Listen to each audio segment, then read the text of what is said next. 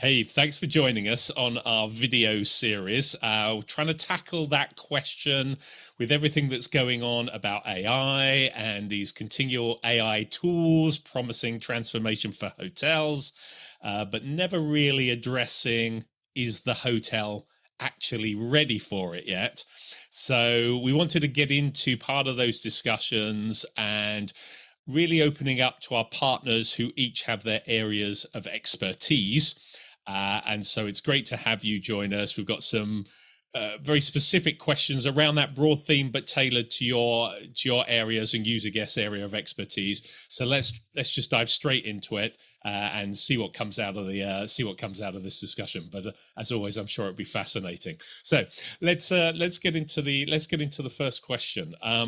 Why is it a mistake for a hotel to expect AI to fix booking numbers if its foundational digital strategy or property fundamentals are broken? That's a fairly long question, but it kind of gets to the core of where some of these problems are. So what's your broad answer to that first question?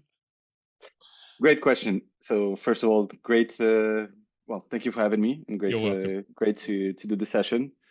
It's always end up in having great conversations, and we go deep in this topic. So and just a bit of a follow up. I don't know if I expected at some point this year. I expected to have a bit of a victory lap. I was right, but maybe I was right. We'll get to that at the end of this year, and we'll have little banners go up celebrating your success and your predictions. Maybe I was right like for 10 days, and then I was completely wrong, and now I'm in between right and wrong. So yeah, absolutely. That's a great question. So I think anything, all this new tech developments, every time something happened to really change the industry, the ones who had the good fundamentals won right away, and so they impact right away. Mm-hmm. So I think we see it with our portfolio, with our customer base. The most important part is having a solid booking path, right? Having the right conversion rates. Mm-hmm. So that means having the right pricing strategy, parity, the right offering, cancelable rates, having the right user experience. And taking care of the fundamentals from a website booking engine perspective. Easy path, not a clogged website, not something that takes time to load.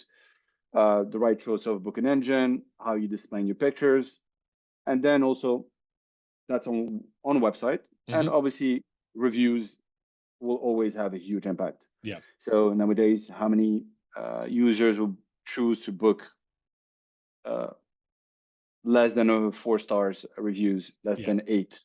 Same thing for restaurants. So below 4, you don't even consider it, right? Yeah. Regardless of the price point. So those really are the fundamentals. Once that work is done and you're operating at a decent level, conversion rate wise, conversion rate is just basically the main metric that's going to tell you if all your fundamentals are correct or managed. And if that's doing okay, above average, then whatever traffic you're adding to it, it's going to translate into bookings. Gotcha. All things being equal, you should just, if you get in the right type of traffic, the right qualified traffic, targeting the right markets, and so on, you should just get more bookings naturally. Yeah. But you need to get your fundamentals right. So when budget at something that's broken, that's not going to stick. That's not going to work. That makes a lot of sense. That makes a lot of sense. You said you see this within your portfolio, so you must be involved and your team involved in a lot of conversations when you're first approached or approaching hotel groups. This may be a little bit specific, so we can always go on to another question, but I'm just interested, is there a point in the conversation when you're first starting out where you realize that the hotel has a foundations problem rather than a technology problem. So they're coming to you, but actually you're sitting there going, hold on a minute, there's a lot that has to be dealt with here before we even get into what our solutions can be doing. Yes, we do. But by default, when you start thinking about a conversion tool, about traffic, about generating more, think about acquisition, naturally it filters out a bit.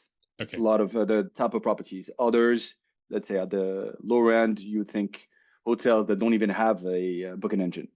They rely or don't have even a channel manager. So that's steps first to even consider a conversion tool or a marketing solution to attract traffic to the website. So naturally, there's a bit of a filter that happens. But when they come to you at an maybe too early stage, it might be just it's a great property. They never had the need to actually have a booking engine or have a channel manager. Just a let's say small boutique countryside hotel, a B&B that's doing very well. They never had the need. It's more operational efficiencies that push them eventually to start thinking about a booking engine. If not, they were doing it manually or a channel manager, or they rely quite a bit on OTAs. They think, why bother having a website? It's just for show. The website is just basically a shopping window. Having a website, I don't need the whole tech that comes behind it because I have such a small operation. But still, I can rely easily on the booking engines, on the OTAs. So when those come to us at some point, those conversations, it's more, they have great foundations, and the motivation is more, I need profitability. I'm too dependent on the OTAs. And I'm spending too much month after month cutting that check when mostly you're fully booked, that check is even bigger. And if all those bookings came from Booking Expedia, then they start considering the basics of the basics of direct. So then I need a booking engine. So that happens. We do have those conversations with smaller operations, but we need to guide them to get your foundations right, get the booking engine, channel manager, and then at some point we can help you with more conversions. Once everything is done the right way, the right website, and so on, we can help you with pushing more people to the booking engine and attracting more visitors to the website. Yeah, I get you. That makes sense. Second question I wanted to ask you about this. That was obviously a follow-up to that first. Paid advertising. Okay, it's there are people that just spend all their time dealing with this. It's become it's a crowded space. It seems to be getting more overcrowded. How does AI act as a conductor to ensure hotels reach those high intent guests rather than just adding to the digital noise that is going on? Yeah, I mean, it's not a magic one solution. Here we go, do a bit of AI and it's going to solve all your problems. So AI right now, if we're talking about as a generalist feature, not specific to the hotel business, we're talking about efficiency. So directly the impact on your campaigns, your performance, it's not the first thing that you see. It's not the first usage. The first usage from an agency, marketeer, campaign manager perspective is gaining efficiencies. So being able to do your job way faster. Maybe relying on a bit of AI from the campaigns, from both from the platforms. I mean, whether it's Meta Ads or Google, obviously the biggest. Those are the biggest platforms. They all have launched their own products where slowly they automate a lot of things. Signals. They try to push your ad to the right audience. So looking for high intent. That's where the AI may help with the performance, but at the same time, you need to control the platforms. They work in their own best interest. They're not working on your own best interest. Mostly, if go figure, everybody's in the making money business. So as we know, then they're not non-profits organizations. So they're definitely looking to increase their revenues. So all these features that were launched from day one. So we've been working personally 20 years working on Google Ads. Obviously, it's every new feature, you need to use it in your best interest. Yeah. So when there's hoteliers dealing directly with Google, there's a lot of traps. So for every new big development, in this case with AI, you're gonna have a lot of wasted clicks, spent, costs. That's not in favor. Obviously, it's in favor of Google or Meta. So you need that to understand a bit how it works, how the platforms work, and finding the way to use that AI in your best advantage. So it's not always, okay, right away the impact is first efficiency. You need a bit of expertise on the platform and understand how they work. And then understand a bit how can I mitigate the risk, maximize the usage of these new features, this new AI. That's going to drive more bookings, more revenue for me, but at the same time mitigate that increase of cost risk. I've got you. So that's really the game that we need to play.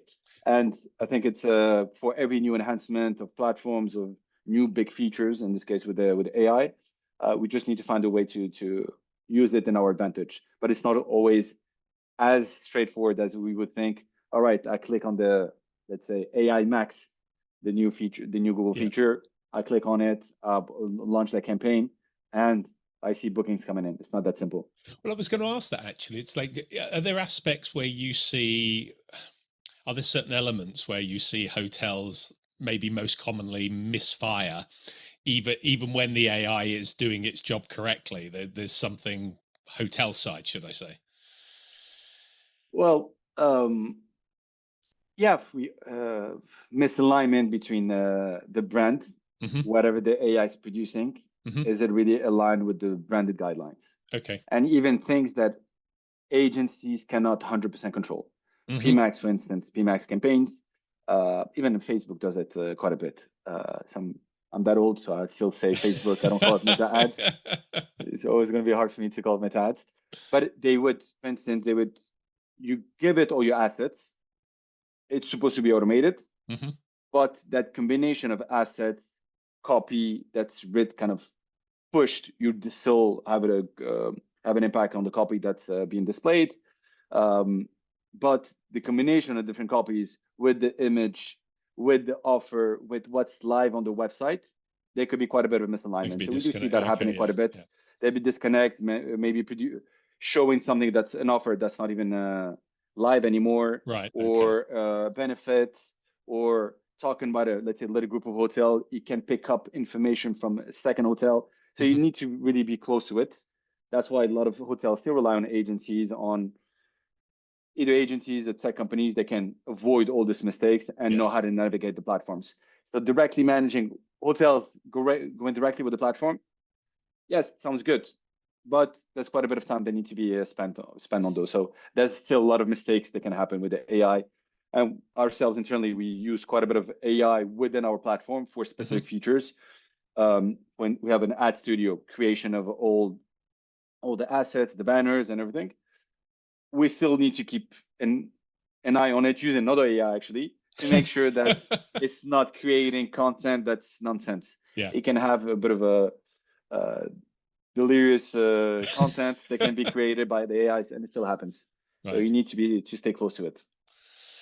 Because AI is an enabler and not replacing people, and certainly not a replacement for leadership, how do you feel that those in key roles need to evolve their mindset as they look to transition from this traditional manual bidding to the AI-driven acquisition? I mean, there's a lot of tools. So the current buzzword is Claude. So Claude Work, Claude Code, and just heavily use Claude usage. Yep. So I myself using it heavily, the team, in different ways. So you would think it would be easy. So it can do amazing things. So, but it still needs to be all the AI advancement and the features and this access you can use it in your day-to-day for a lot of things. Yeah. But then when you start connecting platforms, very niche, let's say, jobs, it does take quite a bit of time. So we do see this initial eagerness at I'm just going to do it in-house. But it quickly, and myself, I've been a victim of this, but it quickly you roll back to, I still need this to be platformed. With the platform, somebody that's already worked all the different edge scenarios, that's already covered a lot of the possibilities to allow me to do my job. I just need the AI to do X without all the extra noise. And that's just general thought, but it's specifically to bidding, to all this usage of AI to automate certain tasks. You can do a couple of things here and there on your own, but then having access to the bidding platform, so to Google Ads, to Meta Ads, you still need an interface in between that's gonna have in a way has already done the work, has already worked out all the cases, and simplifies your life. I think it's an enabler to do more, to think outside the box, to think about strategy, to do a bit more analysis, cross-reference things. That's probably the biggest added value of AI. Got you. Next question for you. And as an ex-Expedia guy, and the moment we start talking about direct booking and acquisition and conversion and costs and technology, the OTAs will always come into the conversation. So we know a lot of things about the OTAs, but one thing that really stands out is that they're always pretty sophisticated in how they go about capturing traffic and their adoption of AI to capture traffic. I guess the question is, I mean, if we're really honest, can a hotel truly expect to remain competitive in the direct channel if they stick doing with what they're doing? This manual human bidding strategies? I guess there's two elements to it. A, can they compete with the OTAs is like the first question. And then secondly, can they compete if they continue operating the way that they are? So first question, it's always been the case. How the OTAs operate, there's different levels of traffic. Top of the funnel, discovery type of traffic, that's very expensive because it's very broad. So the OTAs have always dominated the market. They have way more choice. The booking approach, get as much supply as possible, and the demand will follow.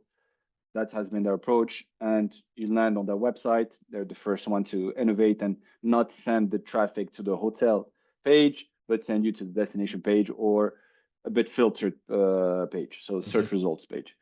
So they get in the traffic at the top middle of the funnel. They've been great at that. Where the hotels kind of compete in that field.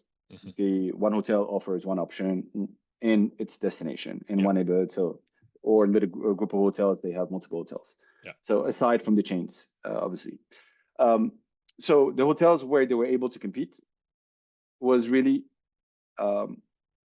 protecting their brand, protecting their hotel name. And instead of the OTAs using the name to then send the traffic to search results, the hotel can gather the traffic directly. And most of the traffic, really the transactional traffic, sits there, whether it's for the OTAs or for the hotels. So this is where the hotels can really compete against Expedia, against Booking, is when they're looking for your brand, you can really go for that traffic. You can outbid them, actually. Booking has 1 million properties. If they would have to bid 1 million to properties, cover 1 million, 1,000 euros times 1 million per month, they would have budget left, right? So we know how much they're spending. So that would be a huge spend for them. Even if we know they spend 4 to 8 billion, and so on. So But at a hotel level, you specifically can outbid Booking and Expedia on the markets that make sense for you. Yeah. On the markets that have the highest intent. Yep. So that's where I think the hotels can really outbid and really compete against the hotels. Gotcha. With the new developments, with all the new features, AI and everything, it actually helps. There's two things that helped how the market has shifted from a technology perspective. There's way more campaigns, PMax, AI Max.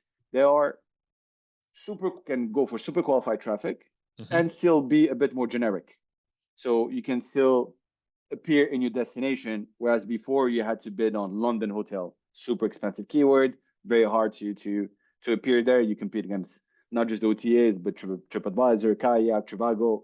So you're always on page 2 and 3. Yeah. So that was very hard to compete. But now with PMax and AI Max, based on your positioning of a hotel, what the user is looking for, and the signals that Google would have, you would still appear, and you can gather quite a bit of that traffic, and that's working super well for hotels.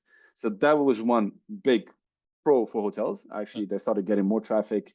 The ones that went it right, started getting more traffic. And second, I think the behavior is changing quite a bit. Also, more and more travelers are super savvy. They're using Google, Meta in really different ways, and the OTAs in a different way. So it's more as really top of the funnel they might be using Booking, but then when it comes to the transaction itself, they might shortlist two, 3 hotels and find themselves in the hotel website at some point. Yeah. Or have a look at the TikTok or the Meta or the Instagram page of the hotel, or different ways, different channels to actually go book the hotel. So that behavior has changed, and they want to check the hotel. Maybe they get a better deal. So coming back to your question, it's not really, I think, the edge that the OTAs still have over independent. I don't think it's so much to technology. Obviously, they're always early adopters. Yeah. They have let's say more sophisticated bidding, access to the beta from Google, from Meta, TripAdvisor, Trivago, you name it. But it's right now, the last year plus or so. So let's say before this AI, boom, is the loyalty programs that gave the OTAs the edge. Yeah. So the different, whether it's Expedia or Booking, so the members' rates, that really what gave them the edge, and the fact that you're, depending on what level you are, how often you book, you have a better discount. That was really the big edge that they got lately.